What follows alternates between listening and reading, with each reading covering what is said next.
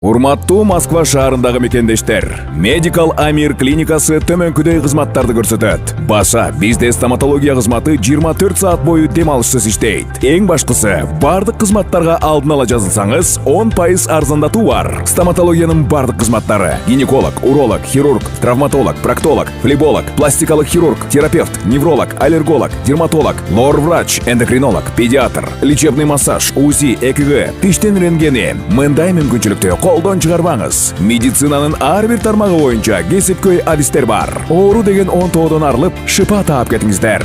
Дасыккан, өз ишин сүйгөн адистер өзгөчө кам көрөт. Биздин дарек: метро Марина, выход 2, Новочеркасский бульвар 51. Medical Amir клиникасында тажрыйбалуу адистер тейлейт. Байланыш телефондор: +7905 752 42 84, +7905 750 49 84, +7967 108 40 84.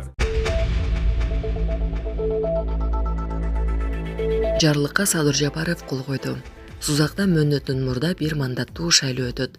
Президент Садыр Жапаров номер 13 Сузак бир мандаттуу шайлоо округу боюнча жогорку кеңештин депутатын мөөнөтүнөн мурда шайлоону дайындоо жөнүндө жарлыкка кол койду. Бул тууралуу 24 июлда президенттин маалымат кызматынан билдиришти. Маалыматка ылайык, номер 13 Сузак бир мандаттуу шайлоо округу боюнча жогорку кеңештин депутатынын ыйгарым укуктары мөөнөтүнөн мурда токтотулгандыгына байланыштуу Конституциянын 70-беренесинин 2-бөлүгүнүн 2-пунктун президенттин жана жогорку кеңештин депутаттарын шайлоо жөнүндө конституциялык мыйзамдын 59-65-беренелери жетекчиликке алынып, токтом кылынат. Номер 13 Сузак бир мандаттуу шайлоо округу боюнча жогорку кеңештин 7-чакырылышынын депутатын мөөнөтүнөн мурда шайлоо 2024 жылдын 22 сентябрына жекшембиге дайындалсын. Шайлоо жана референдум өткөрүү боюнча Борбордук комиссиясы мыйзамдарга ылайык шайлоону өткөрүүнү уюштурсун. Министрлер кабинети шайлоону өткөрүү үчүн зарыл болгон финансылык каражаттарды шайлоо жана референдум өткөрүү боюнча Борбордук комиссиянын чыгымдар сметасына ылайык бөлсүн. Шайлоону даярдоо жана өткөрүү мезгилинде мыйзамдуулукту, жарандардын укуктарын жана эркиндиктерин камсыз кылуу, коомдук тартипти сактоо боюнча чараларды көрсүн. Калктын бирдиктүү мамлекеттик реестринин негизинде шайлоочулардын так тизмелерин түзүү үчүн анын маалыматтарын тактоо боюнча чараларды көрсүн. Шайлоо процессинде колдонулуучу маалыматтык электрондук системалардын кибер коопсуздугун электрондук ведомстволор аралык өз ара аракеттенүү системасы аркылуу маалыматтарды алмашууну, мыйзамдарда аныкталган маалыматтарды берүү процесстерин жүргүзүү үчүн үзгүлтүксүз жана коопсуз байланыш каналдары менен камсыз кылууда шайлоо жана референдум өткөрүү боюнча Борбордук комиссиясына көмөк көрсөтсүн. Добуш берүү жана шайлоочуларды идентификациялоо үчүн жабдууларын коопсуз сакталышын камсыз кылуу боюнча чараларды көрсүн. Жогорку кеңештин депутаттарын шайлоону өткөрүүнү жөнгө салуучу мыйзамдардан келип чыгуучу башка иш-чараларды белгиленген тартипте ишке ашырууну камсыз кылсын. Башкы прокуратурасы шайлоону даярдоодо жана өткөрүүдө Конституциянын жана мыйзамдардын сакталышын камсыз кылсын.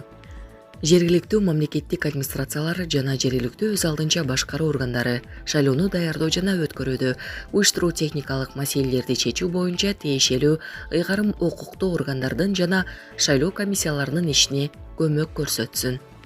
Улак Супергейжүү. +40 градуска чейин жетет. Өлкөдө алдыдагы 4 күн ичинде күн катуу ысыйт. 25 июлдан тартып 28 июлга чейин өлкө аймагында ысык аба ырайы күтүлөт. Бул тууралуу Кыргыз гидромет кызматынан билдирди. Маалыматка ылайык, абанын табы +40 градуска чейин жетет. Чүй, Ош, Жалал-Абад, Баткен облустарынын өрөөндөрүндө абанын күндүзгү температурасы +35, +40 градуска чейин ысыйт. Ал эми Талас аймагында +33, +38 градуска чейин жогорулашы күтүлөт. Москвада таң эрте Toyota Land Cruiser жарылды. Ага бомба койгон жигит видеого түшүп калган. Москванын түндүгүндө бүгүн ичинде адамдар бар болгон Toyota Land Cruiser унаасы жарылды. Бул тууралуу ТАСС агенттиги жазды. Маалыматка ылайык, унаада аялы менен күйөөсү болгон. Алар учурда оор абалда ооруканада. Жардыруу Синявинская көчөсүндө жайгашкан үйдүн короосунда болгон. Көп өтпөй унаада орус армиясынын офицери Андрей аял менен болгону такталган. Жарылуудан кийин анын буту жолунуп кеткен. Кийинчерээк телеграм каналдарга белгисиз жигит жол танабаска бомба коюп жатканы тууралуу видео тарады. Учурда жеринде укук коргоо органдары иштеп жатат. Непалда учак кулап, киши өмүрү кыйылганы айтылууда. Непалдын борбору Катмандуда Трипхуан эл аралык аэропортунда Saurya Airlines авиакомпаниясынын учагы учуп баратканда кулады. Бул тууралуу чет элдик басылмалар кабарлашты. Маалымдалгандай, Похара шаарына учуп бараткан учакта 19 адам, анын ичинде экипаж мүчөлөрү болгон. Кырсык жергиликтүү убакыт боюнча саат 11:00 болгон. Алдын ала маалыматтарга караганда, кырсык болгон жерден 5 адамдын сөөгү табылган. Кырсык учак учуп конуу тилкесинен чыгып кеткенден кийин катталган. Кырсык болгон жерде полиция жана өрт өчүрүүчүлөр куткаруу иштерин жүргүзүүдө. Окуянын башка чоо жайы айтылган жок деп белгиленген маалыматта. Орусия Япониянын санкцияларына жооп берди. Москва Токионун санкцияларына жооп катары Япониянын 13 жаранына өлкөгө белгисиз мөөнөткө чейин кирүүгө тыюу салды. Бул тууралуу чет элдик басылмалар жазып чыгышты.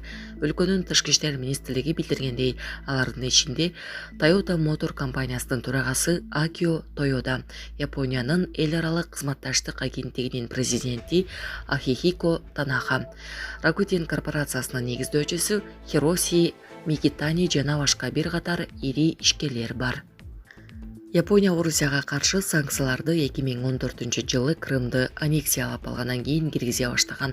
2022-жылы Орусиянын Украинага чабуулу башталганда чектөөлөр күчөтүлгөн. Былтыр жана быйылкы жылы дагы Орусиянын бир катар жарандары, ишкана заводдору Япония тарабынан санкцияга алынган. Буга чейин Орусиянын тышкы иштер министрлиги Британ аскер өнөр жай ишканаларынын жетекчилерине жана маалымат каражаттарында анти-орусиялык позицияда сүйлөгөн эксперттерге каршы жеке санкцияларды жарыялаган. Булак Суперкежи. Москва Лондондун санкцияларына жооп кайтарды. Орусиянын тышкы иштер министрлиги Британиянын 15 жаранына өлкөгө кетүүгө тыюу салды. Бул тууралуу чет элдик басылмалар жазышты. Маалыматка караганда, тизмеге Киевде курал жарак менен камсыз кылуу жана Украина армиясын машыктыруу менен алектенген аскердик өнөр жай комплексинин ишканаларынын жетекчилери кирди.